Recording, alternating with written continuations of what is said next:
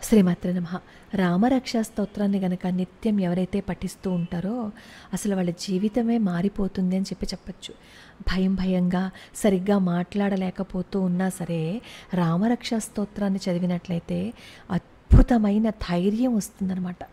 ఏదైనా సరే కరెక్ట్గా ఆలోచించే శక్తిని మనకి రాముడు ప్రసాదిస్తాడు.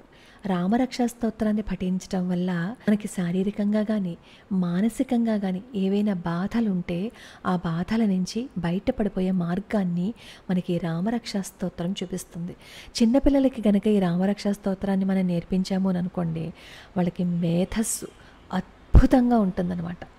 ప్రతి నిత్యం ఈ స్తోత్రాన్ని పఠించినట్లయితే అసలు వాళ్ళ జీవితంలో వెనక్కి తిరిగి చూసుకోవాల్సిన అవసరమే లేకుండా శ్రీరామచంద్రమూర్తి చూస్తారు. అసలు దీన్ని వజ్రపంజర కవచం అని చెప్తారు. ఎందుకు అంటే శరీరానికి దెబ్బ తగిలిందంటే వెంటనే అమ్మా అంటాం కదా. అలాగే మన మనసుకి కానీ శరీరానికి కానీ మనకి ఏ బాధ ఉన్నా సరే రామా అని అలవాటు చేసుకున్నాము అంటే అసలు ఆ బాధ అనేది మన దరిదాపుల్లో ఉండకుండా పోతుందన్నమాట. ఇలాంటి అద్భుతమైన వజ్రకవచాన్ని ఎవరైతే చదువుతారో వాళ్ళని ప్రతికూల శక్తుల నుంచి కూడా శ్రీరాముడు రక్షిస్తాడు.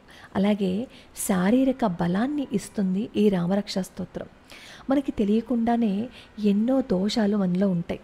ఆ దోషాలన్నింటినీ సరిచేస్తుంది ఈ రామరక్షా స్తోత్రం. సంపదని కీర్తిని పెంచుతుంది. ఇలాంటి అద్భుతమైన రామరక్షా స్తోత్రాన్ని నిత్యం రోజుకి 3 సార్లు గనక పఠించినట్లయితే మంచి ఫలితం ఉంటుంది. కానీ ఆ 3 సార్లు పఠించినప్పుడు కూడా సమయాన్ని చూసుకుంటూ ఎప్పుడైపోతుందా అని కాకుండా శ్రద్ధతో ప్రతి అక్షరంలోనూ రాముడిని చూసుకుంటూ చదివినట్లయితే మంచి ఫలితం కనిపిస్తుంది. అలాగే పిల్లలకి కనుక ఈ రామరక్షా స్తోత్రాన్ని నేర్పించినట్లయితే వాళ్ళ జీవితంలో ఏ ఇబ్బందులు పాలవకుండా ఉంటారు. ఈ రామరక్షా స్తోత్రాన్ని నేను రోజుకో శ్లోకంలో అప్లోడ్ చేశాను, ఒకసారి చూడండి.